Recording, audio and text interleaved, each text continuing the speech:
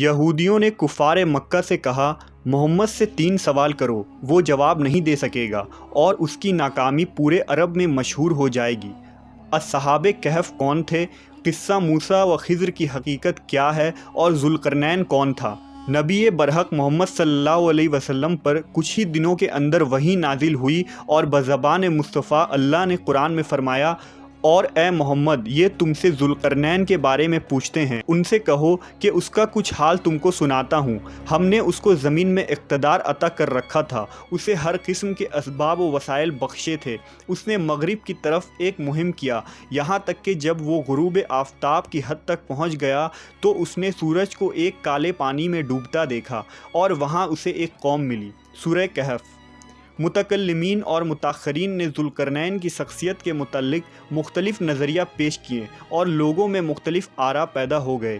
بہت سے قدیم علماء و مفکرین نے سکندر اعظم کو ہی ذوالقرنین قرار دیا۔ اس نظریے کی حمایت کرنے والے محققین کے نزدیک چونکہ سکندر اعظم نے روم، مصر، شام، عجم، خراسان اور مغرب سمیت مشرق کے بے شمار علاقوں پر حکومت کی ہے، لہٰذا سکندر اعظم ہی ذوالقرنین کی اس عظیم حکومت کا مصداق ہو سکتا ہے جس کا ذکر قرآن میں آیا ہے، جبکہ علماء و محدثین کی ایک بڑی جماعت اس کا رد کرتی ہے۔ امام ابن کثیر کے نزدیک ذوالقرنین کا زمانہ مقدونیہ کے سکندر اعظم سے 2000 سال پہلے ابراہیم علیہ السلام کا زمانہ ہے اور ان کے وزیر حضرت خضر علیہ السلام تھے۔ آپ حج کے لیے پہنچے اور ابراہیم کے ساتھ طواف کعبہ بھی کیا۔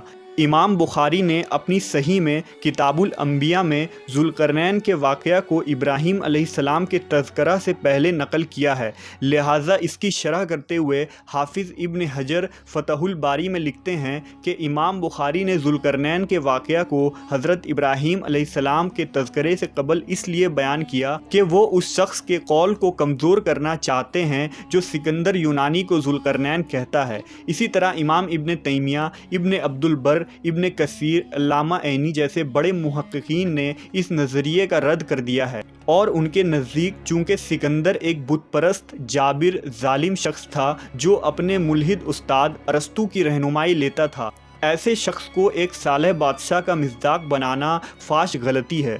20ویں صدی کے وسط میں جب ماہر آثار قدیمہ نے سائرس کی قبر کی کھدائی کی تو وہاں سے ایک مجسمہ دریافت ہوا جس مجسمے میں نمایاں طور سے تاج اور اس میں 2 سینگ دیکھے جا سکتے تھے، لہٰذا جدید مفکرین و محققین نے خورش عرف سائرس اعظم کو ہی ذوالقرنین قرار دیا ہے۔ خورش ایک ایرانی بادشاہ تھا جس کا عروج سن 549 قبل مسیح میں ہوا۔ اس نے میڈیا، ایران، بابل، سندھ، ترکستان، مصر، لیبیا، مقدونیہ، سلطنت قفقاز اور مغرب تک کا علاقہ فتح کیا تھا۔